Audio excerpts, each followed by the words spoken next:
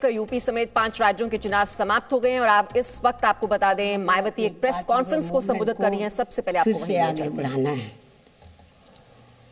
तथा आगे चलकर सत्ता में भी जरूर आना है। तभी फिर यहाँ गरीब, असहाय, दुखी, पीड़ित व कमजोर वर्गों के लोगों का सही से भला हो सकता है। और अब तो इनके प्रति जातिवादी मानसिकता रखने वाली पार्टियों के साथ साथ जातिवादी मीडिया भी, जिसमें सोशल मीडिया भी शामिल है, ये भी नहीं चाहता है कि यहाँ के खासकर गरीब, दबे कुचले, गरीब व लाचार लोग बाबा साहब की मूवमेंट के मुताबिक चलकर सत्ता की मास्टर चाबी खुद अपने हाथों में लें। और उसके लिए वे किसी भी हद तक गिरकर अपना गंदा व घिनौना आदि खेल खेलते रहते हैं। इसलिए यूपी का वर्तमान चुनाव परिणाम बीएसपी के करोड़ों लोगों की रात दिन की कड़ी तन मन धन की मेहनत का ये वाजिब फल कतई नहीं है। फिर भी बाबा साहब के अनुयायी पार्टी होने के नाते इस पार्टी के लोगों को अपनी हिम्मत कतई नहीं हारना है, बल्कि पत्थर काट कर रास्ता बनाने का अपना प्रयास व संघर्ष हर हाल में आजीवन जारी रखना है। जबकि ऐसे खराब राजनीतिक हालात बीजेपी ने भी देखे हैं। जब आज़ादी के बाद से काफ़ी लंबे समय तक देश में राज करने का मौका यहाँ की जनता ने इनको नहीं दिया था, बल्कि यूपी में भी सन 2017 से पहले भाजपा की स्थिति यहाँ कोई खास अच्छी नहीं थी। और अब इसी प्रकार कांग्रेस पार्टी भी लगभग उसी हालत से गुजर रही है जिस खराब हालत से पहले भाजपा गुजर चुकी है। इसलिए कल आए चुनाव परिणाम आगे के लिए सबक जरूर है, जिसके परिप्रेक्ष्य में यहाँ मैं ये कहना ज़रूरी समझती हूँ कि चुनाव में पूरे यूपी से मिले फीडबैक के मुताबिक जातिवादी मीडिया अपनी अनवरत गंदी साजिशों प्रायोजित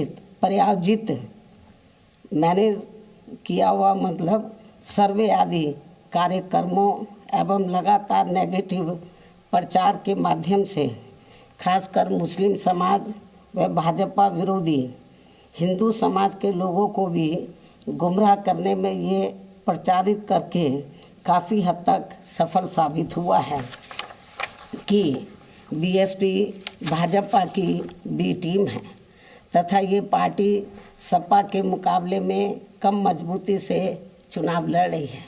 ये खूब इन्होंने प्रचार किया, जबकि सच्चाई इसके विपरीत है, बिल्कुल उलट है। क्योंकि भाजपा से बसपा की लड़ाई राजनीतिक के साथ साथ सिद्धांतिक व चुनावी भी थी, लेकिन मीडिया द्वारा इस प्रकार के लगातार दुष्प्रचार आदि किए जाने के कारण भाजपा के अति आक्रामक मुस्लिम विरोधी चुनाव प्रचार से मुस्लिम समाज ने एक तरफा तौर पर सपा को ही अपना वोट दे दिया तथा इससे फिर बाकी भाजपा विरोधी हिंदू लोग भी बसपा में नहीं आए। और यदि ये सभी लोग इन अफवाहों का शिकार ना हुए होते तो फिर यूपी का चुनाव परिणाम कतई भी ऐसा नहीं होता जैसा कि हुआ है। और अब समय बीत जाने के बाद ये लोग दोबारा से ज़रूर पछताएंगे। लेकिन इससे ये स्पष्ट है कि मुस्लिम समाज का वोट यदि दलित समाज के साथ मिल जाता, जैसा कि बंगाल के चुनाव में टीएमसी के साथ मिलकर भाजपा को धराशायी करने का चमत्कार परिणाम दिया था, तो फिर वैसे ही परिणाम यहाँ भी दोहराए जा सकते थे। साथ ही ये लोग हमेशा इस तथ्य को ऐन वक्त पर भूल जाते हैं कि केवल बीएसपी ही यूपी में भाजपा को सत्ता में आने से रोक सकती है, सपा नहीं। इनकी इसी गलत सोच का ही ये नतीजा है कि भाजपा फिर से सत्ता में वापस यहाँ आ गई है। और यदि यूपी में तिकोना संघर्ष हुआ होता, जिसकी पूरी संभावना भी थी, तो तब यहाँ यूपी के परिणाम बीएसपी की अपेक्षा के मुताबिक आते तथा फिर भाजपा को सत्ता में आने से रोक लिया जाता। अर्थात कुल मिलाकर मुस्लिम समाज बीएसपी के साथ तो लगा रहा, किंतु इनका पूरा वोट समाजवादी पार्टी की तरफ शिफ्ट कर गया। और इनके इस गलत फैसले से बीएसपी को बड़ा भारी नुकसान ये हुआ कि बीएसपी समर्थक अपर कास्ट व ओबीसी समाज की विभिन्न जातियों में भी ये डर फैल गया कि सपा के सत्ता में आने से दोबारा यहाँ जंगल राज आ जाएगा और फिर ये लोग भी भाजपा की तरफ चले जाएंगे।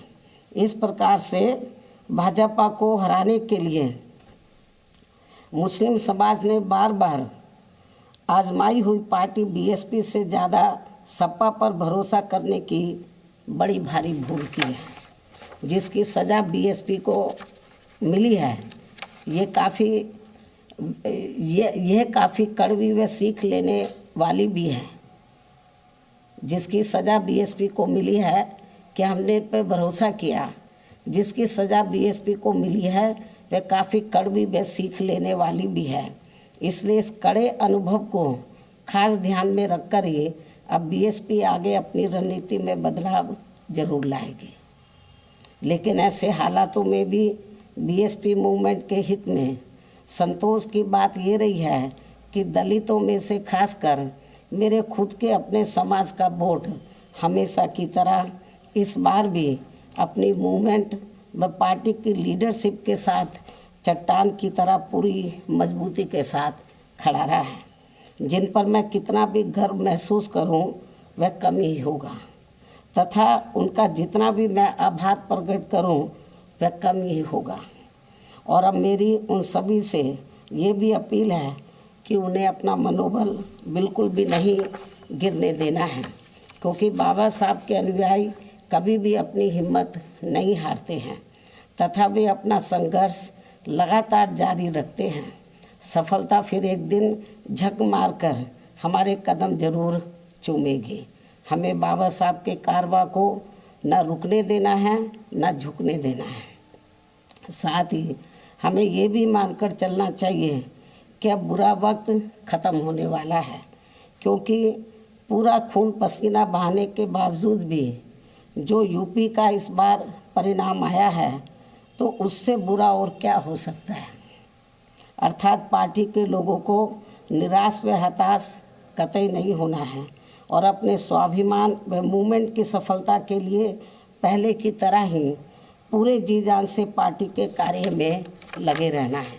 साथ ही इस बार यूपी में पार्टी की अपेक्षा के मुताबिक नतीजे नहीं आने को लेकर फिर से मैं उन्हें ये कहना चाहती हूँ, इस बार चुनाव में मुसलमानों का वोट एक तरफा सपा की ओर जाते देखकर दलित वर्ग में से मेरे खुद के समाज को छोड़कर बाकी सभी हिंदू समाज ने सपा के रहे गुंडा, माफिया, आतंकी व भ्रष्ट राज को याद करके तथा ये सोचकर कि कई हिंदुओं का वोट बंटने से सपा सत्ता में वापस ना आ जाए, इसके डर से इन्होंने बीजेपी की नीतियों व कार्यशैली से दुखी व परेशान होते हुए भी अपना एक तरफा वोट बीजेपी को अंदर ट्रांसफ़र कर दिया, जिसने फिर बीएसपी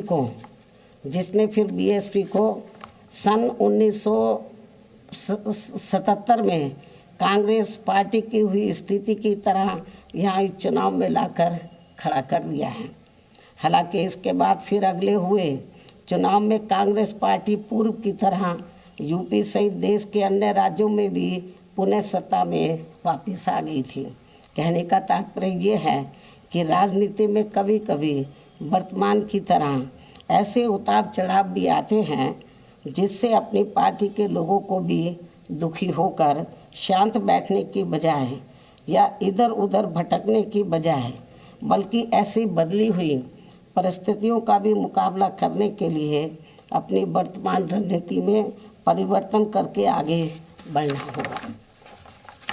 और इसके लिए बाबा साहब के राजनीतिक जीवन संघर्ष व उनकी सोच को भी ध्यान में रखकर अपनी पार्टी के जनाधार को फिर से कैडर के जरिए आगे बढ़ाना है।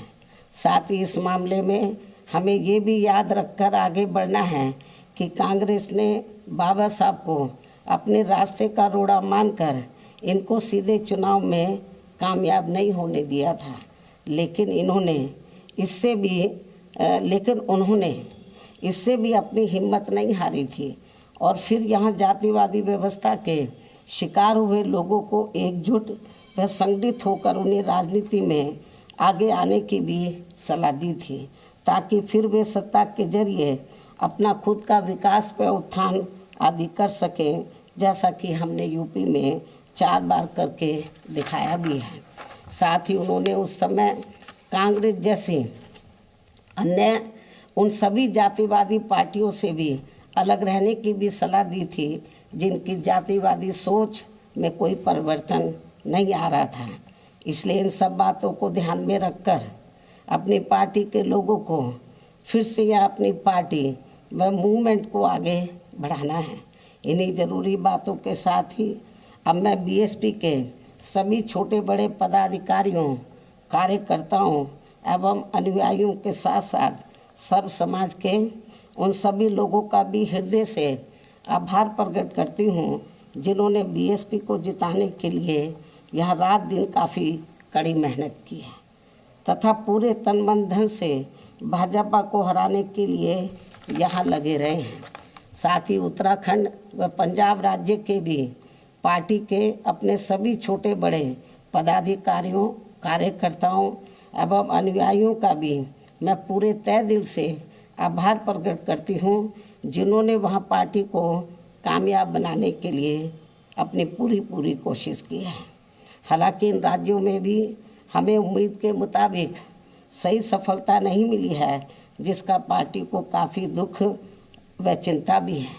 वहाँ भी हम लोग वर्तमान जो राजनीतिक हालात चल रहे हैं तो उसको ध्यान में रखकर हम लोग आगे की रणनीति बनाकर अपनी पार्टी और मूवमेंट को आगे बढ़ाएंगे। और अब मैं इन्हीं ज़रूरी बातों के साथ ही अब मैं अपनी बात यहीं समाप्त करती हूँ। धन्यवाद। जय भीम व जय भारत।